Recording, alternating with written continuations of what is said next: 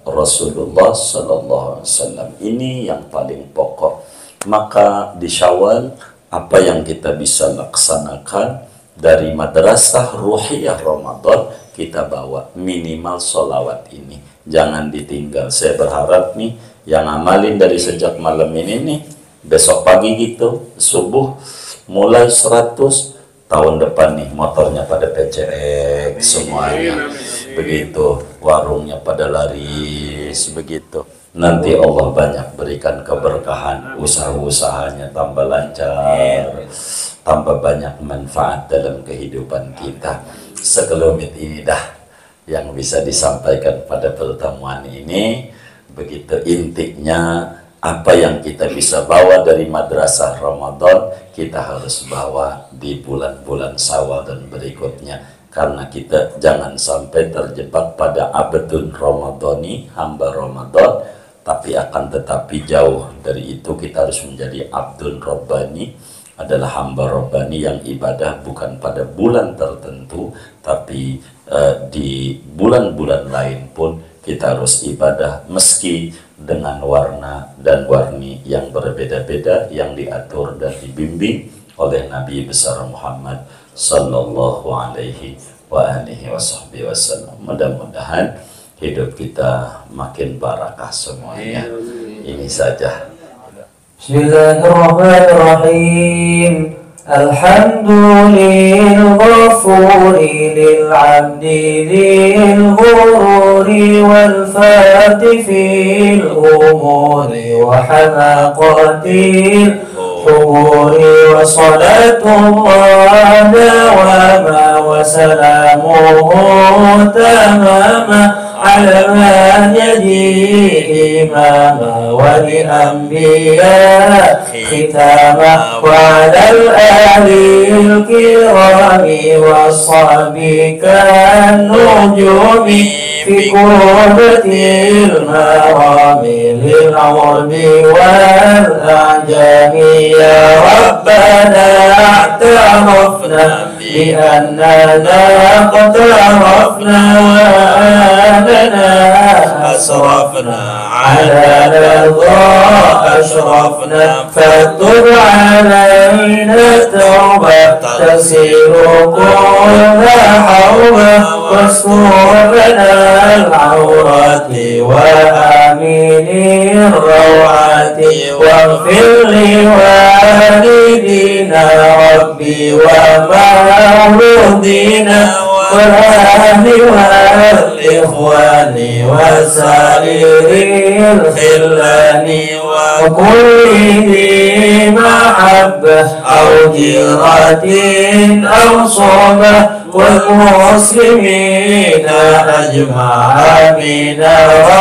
ربي أسمع فضلا وجودا من نال باكتساب منا بالمصطفى رسول نظر بكل سول بالمصطفى رسول نظر بكل سول بالمصطفى رسول نظر بكل سول صلى وسلم ربي عليه عند الحب وآله وصحبه عدد طاس الصحب. والحمد لله في البدء والتناهي والحمد لله في البدء والتناهي. الحمد لله ونعمة الله الحمد لله وبركة الله الحمد لله حمدا يوافي نعمه ويكافئ مجيدا. والحمد لله رب العالمين.